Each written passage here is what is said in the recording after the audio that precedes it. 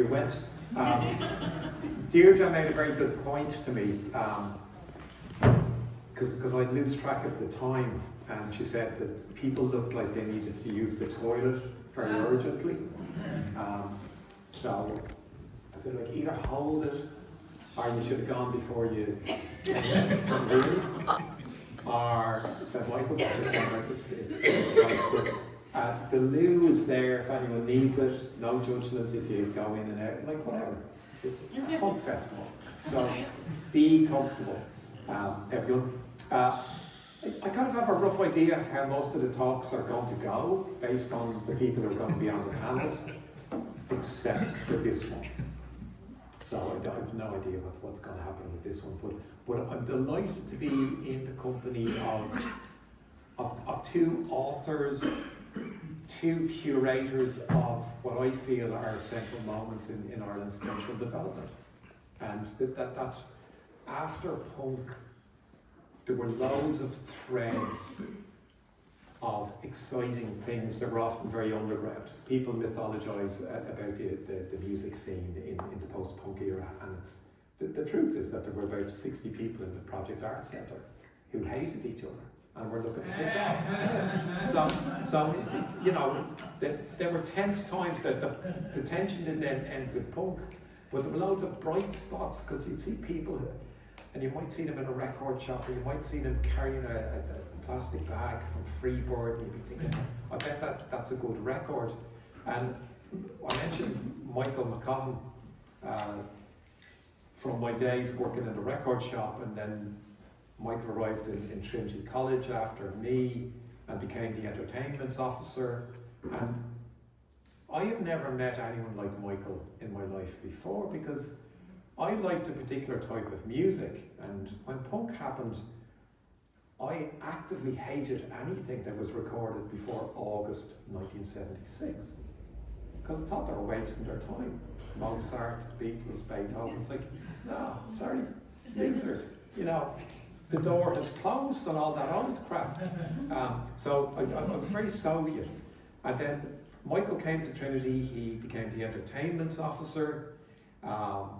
He was just a charismatic individual who knew lots of people, which is great for the introverts, because you just stand behind these people. And so I met loads of people, great people, through Michael. But what I saw that I'd never seen before was that Michael wanted to put on entertainment for every single student in Trinity, whether they like punk or metal or trad. Michael opened my heart up to the kind of Irish traditional music, which I associated with an Ireland that wasn't just dead, but on whose grave I wanted to dance, because I really wanted it to be dead. So, you know, that generosity of inclusivity really blew me away. But Michael, how did you get into music? How did you get interested? What was going on in your house when you were growing up? Okay. Firstly, I was... Did anyone give you a microphone? It is. Yeah, it's not there. So, just to locate ourselves here, where we are. Firstly, the reason I was wearing short pants the last time I was in this building, I was wearing short trousers as well. I was 6 years of age, and this was the library, and it was a love. I remember this being about twice this size, which is interesting when you're that age, the perspective. And so for me, books. Mike was asking where, you know, books and music really for me, hand in hand, are like two wheels on the bicycle or whatever. I was also born 150 meters away in St. Michael's Hospital, and then of course I was buying my records 150 meters away down there. It's all taking place in this little area. Yeah. But at the age of 6, my father, who we used to nickname Pinochet, which probably gives an idea of, you know, the type of authoritarian father I had. But all my friends were fooled, unfortunately. A lot of my friends were fooled. They'd come away saying, your dad's very nice, you know what? Yeah, he's nice now. That's another story, of course. But at the age of, I was 6 when he arrived home. Little did he know, he arrived home with a box, which was the record player with the handle, and opened it up, fairly simple. And he bought one thing, he only bought one record, he never bought another one. And that record, if it wasn't for that record player and that record, it was of course Dana all the time. And I thought it was just lovely, many years on, that there was a cover of this with Terry Hall and Sinead O'Connor, because, you know, the specials were the first gig I went to see, which absolutely, you know, PA came closest to describing the feeling I had when what music did to me. It was like an internal explosion of something that was completely out of my control. I couldn't control it, it was just bigger than me. It was enormous, it was everything. And the specials live represented all the possibility of punk, even though it was two-tone, it was, you know, they were supporting Dr. Feelgood, which is incredible, really. Didn't throw Dr. Feelgood, but Dr. Feelgood were a mighty band as well. Anyway, in comes Dana, all kinds of everything. And as I have a secret weapon in the house, which is my older brother, who PA also spoke about, a remarkable individual. And he also, being 8 years older than me, had the capacity to buy more records than I did. And also the vision and the maturity maybe to be listening to other things. The first single I bought 2 years later when I was mere 8 years of age, don't hold it against me. But again, there's a line, if you can, it's a difficult line to see from Dana, Gary Glitter. Hello, hello, I'm back again. Now, I listen to that, I still listen to that at top volume, and it packs a punch. Thankfully, he's behind bars. And then, I suppose, again, my brother, music is coming to the house. I'm half listening to it. And you also described The Clash. The Clash first album came in on the first week it was released. My brother went out and got it. I listened to it, I couldn't quite get a hold of it. I was curious, but it was maybe just a year later when I would be 13 or 14 that I was really ready for that. And after that, it was no holds barred. But there were all sorts of funny little things happening at the time. Like, for example, I wasn't a huge Sex Pistols fan, but Holiday in the Sun, again, that reaction when that jackboot starts on that record is just makes you want to throw yourself off a stage onto other people. Wonderful. Anyway, the guy down the road, the only person on my road I didn't like, the guy, I hope he's not here. I grew up just down the road as well. Anyway, an unpleasant boy. But he somehow got a hold of this record, and guess what? His mother said to him, that's not allowed to stay in the house. So Colin came around to me and very humbly asked me would I give him 25p for God saved it. So there you go. Records come in all shapes and sizes. So there's this, and then at school I go to St. Michael's College, so the best education money can buy. They're really trying to do a job on me at this stage. You know, utterly the heteronormative Catholic, God-fearing, job-seeking, you know, it's a mortgage adjacent life. Anyway, into that steps the Dead Kennedys, you know, a huge influence on me, because here was, I began to see the outline of a roadmap and a kind of a background and a context in which I could live my life. And over time, what I really felt like with the music, I wanted the spirit I felt at the specials and Dexies and all the gigs I went to and all the music I listened to. You know, music was a very private, I had a very private relationship, an intimate relationship with music in the sense that I listened to these records on my own in my bedroom or in the good room, the drawing room, which had the piano and had a little record player, until of course I went off to Germany and came back with a stereo in my backpack because I needed records. I needed to move this situation into my bedroom. It was becoming formative, and it was becoming like I was finding a community. I was just becoming old enough to go to gigs. I was in the record shops. You know, I heard these guys on the radio, and it was a Virgin Prudes, absolutely formative as well, because what were they? They weren't quite punk, they weren't quite, what were they at all? And they would be in town on a Saturday, and they'd always have an entourage, and I would attach myself very shyly to the back of the entourage. And Gavin Friday and Googie and all these very weird looking people. And we talked about punk gear. These people were wearing, I remember, the main thing I remember was these pair of boots, talking about hippies, a pair of boots up to here with what looked like they'd stolen a horse's mane. And the horse's hair was here. It was, you know the way these images stay with you. So following the Virgin Prudes around Dublin and feeling like maybe I could be part of this scene. Now I was scared shitless. We were talking about fear and so on. I went down to the Magnet to see the Outcasts. So little old me from Blackrock, from St. Michael's College, on a Saturday night, walking down Pierce Street to see the Outcasts, because I loved them. I had a bodyguard who was sitting here, Barry Cook. So Barry was the first person I've met in my life who left school without doing the leaving cert. This, back in 1970s Ireland, was, I don't know, what it'd be like, how did people compare it to? So Barry was a plumber, actually a real person doing real work in the world. Very impressive and a beautiful person. He also happened to be very tall, and he just very distinct, and he wore makeup. This, you know, again in the late 1970s, early 1980s, this was as radical as it got, I suppose. But anyway, I would go to gigs with him, and I kind of, sort of, kept a low profile, to say the least. But I wanted to be up the front, but Jesus, I just didn't want that. I didn't want my head back, you know? So it was always that menace. It's a good word that Michael used earlier as well. But that menace is thrilling. It was actually, I wanted more. I wasn't going to stay at home because of that imminent threat of violence. I actually wanted to be in it. And I just wanted to learn how to dodge it. You know, that's why that song Gino really spoke to me. You know, first it said, you were Michael the fighter. And then it says, just practicing steps and staying out of the fights. That line would go around my head when I was at these gigs. Yeah, practicing steps and I'm staying out of the fights. Not interested in violence. I'm not going there. So that process, that proceeded via, you know, DC9 in the mix. And Exiles, of course, the record shop. Finally I found my true destination when I got a copy. I remember going in and Michael was there and he served me up a copy of Sandinista as soon as it came out.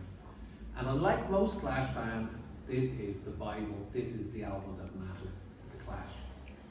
Every last track, even the hidden one, even the children singing Career Opportunities, everything matters on this album. Every fucking sound.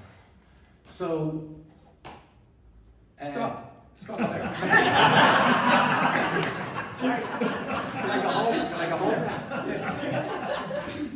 All right, have a sip. Sandinista by The Clash. Did that change the way you view the world? Did it prompt you to do anything, or was it just a lovely thing to listen to? Okay. You can't mention Sandinista by The Clash without mentioning this band. So this is Millions of Dead Cops. You know, it's taken most of Ireland about 40 years to figure out that the United States is an evil empire.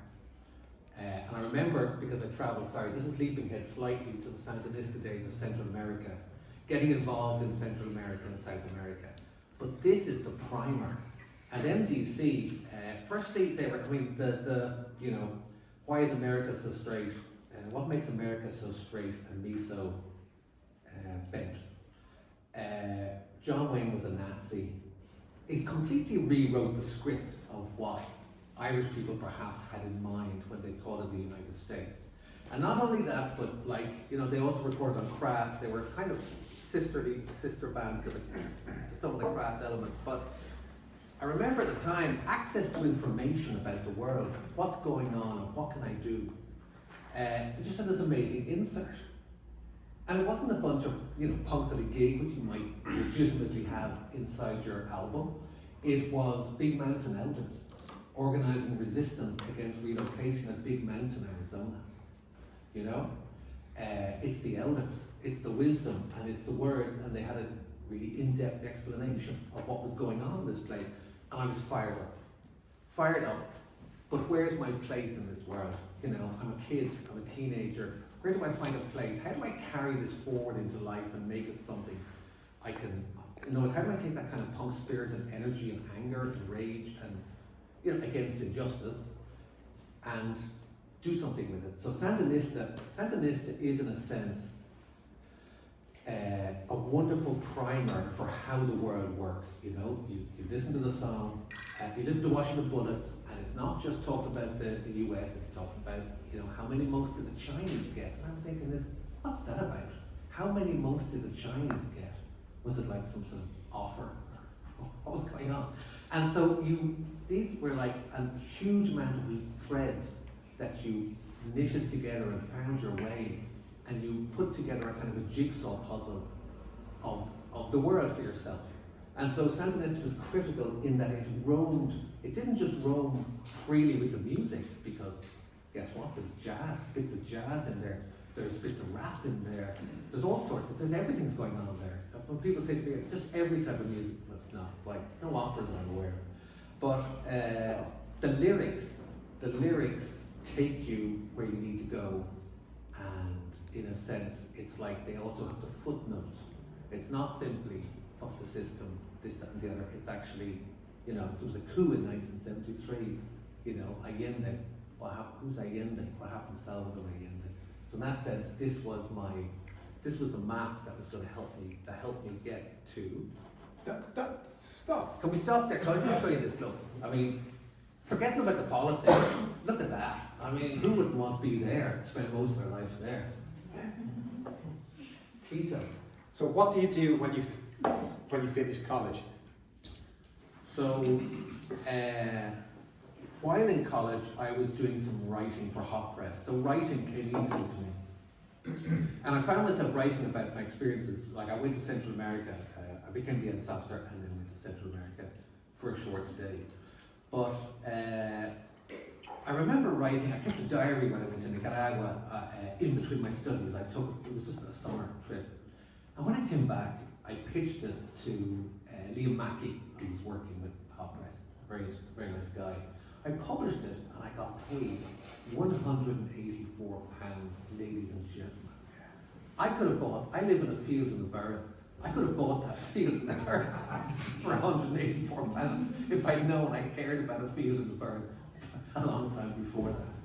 So it was a way, I thought to myself, I could maybe travel, write, but really I'd be sort of working undercover for the revolution.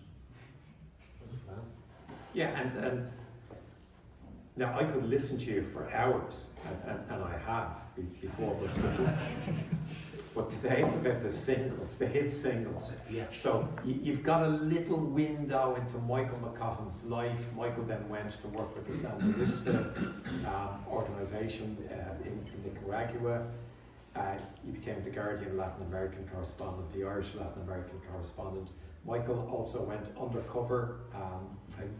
Niall Stokes from Hot Press said the only time an article was ever written in Hot Press that resulted in Niall Stokes' home being attacked was an article written by Michael where he infiltrated a right-wing group in Ireland and became best friends with them, and then wrote an article exposing them.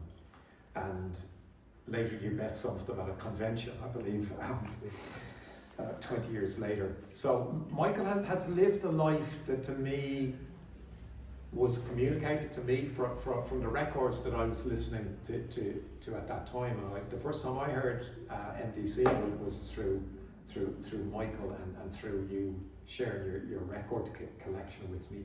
So to me, you're a great example that punk is not passive.